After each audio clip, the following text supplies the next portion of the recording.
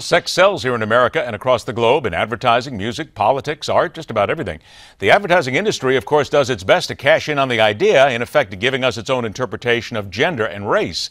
Recently, we spoke to Hank Willis Thomas. He's a visual artist and photographer whose current exhibition, Unbranded, A Century of White Women, 1915 to 2015, is on display through May 23rd at the Jack Shainman Gallery in the Chelsea district of Manhattan. Our first question to begin this, what are you trying to prove? Well, I have been, like everyone, looking at ads my entire life, and I more and more recently realized the power of them to actually help dictate how I see myself, how I see others, and the things I want. And I realized that when you remove all the text from advertisements, you start to see kind of hidden messages. And so that's what I wanted to do. I wanted to look at a demographic, which is, it's a fabrication over the course of a century. And I thought, why not look at white women 100 years ago? Because 100 years ago, no women had the right to vote in the U.S., and we have Hillary Clinton, a viable candidate for the presidency. Well, what we're doing right now is we're seeing a number of the pictures here, and you're right, there's no text in here whatsoever. And what we're basically seeing is, many times, women as sex objects, women as the weaker sex.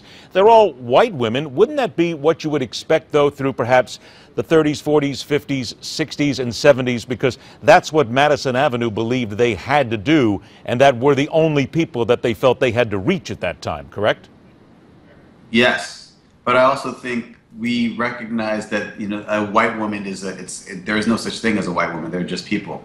And I think what happens as the project progresses is it's harder to define white women in a simple way, and so you start to see very different ways of women being represented as beautiful, powerful, strong, and valuable. When did that start, and why did that start, you think, in advertising?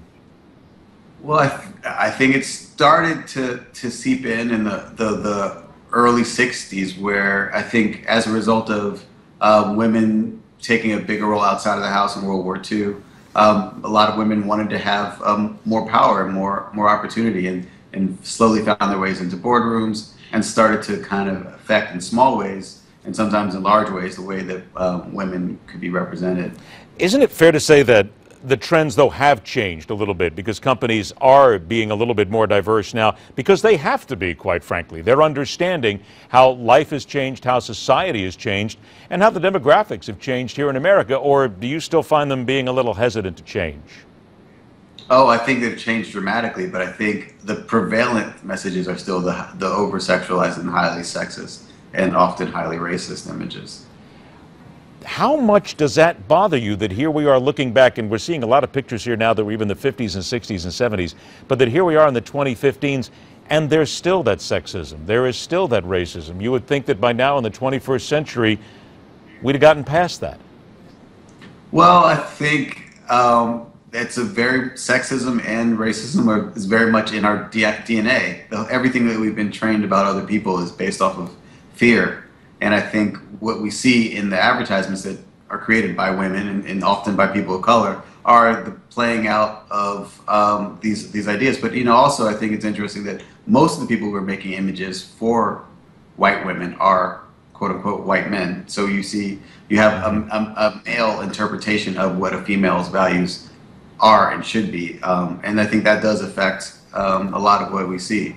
A couple of minutes that we have left here, Hank. Hillary Clinton in 2016 and the portrait that she will undoubtedly use. What do you think her campaign will use, and how even opponents may then try to portray her in response?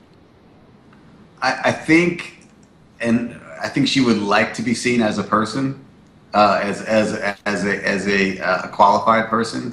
Of course, she'll be seen as a wife, and be seen as a woman, be seen through a class and race lens, and I think she'll try to speak to the broader public and try to identify with as many people as she possibly can. But will she have to fall back on some of those traditional images one way or another, because those are the ones that people always seem to want to hear about, and ad agencies are always pushing forward?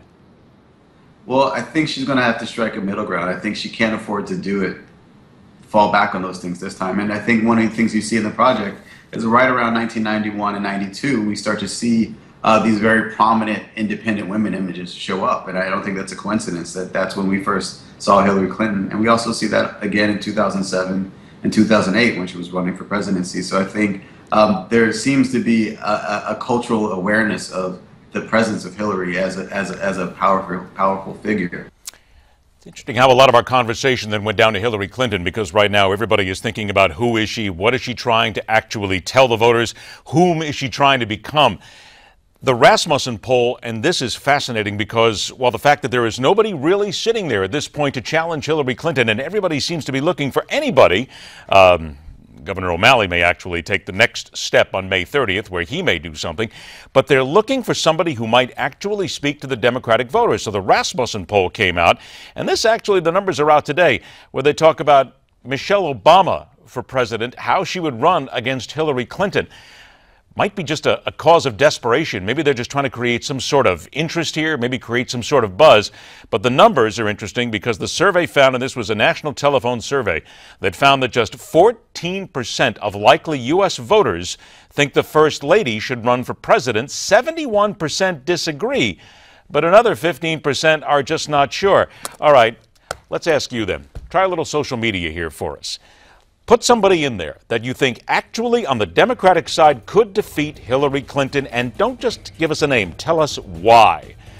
Tough when you do it on Twitter, but I know you can do it. Tweet it to us at MidPoint TV. Send it to us in an email at newsmaxtv.com, or go to the Facebook page at midpointtv.com. Who is out there that you think could provide the best challenge for Hillary Clinton, if anybody at this point?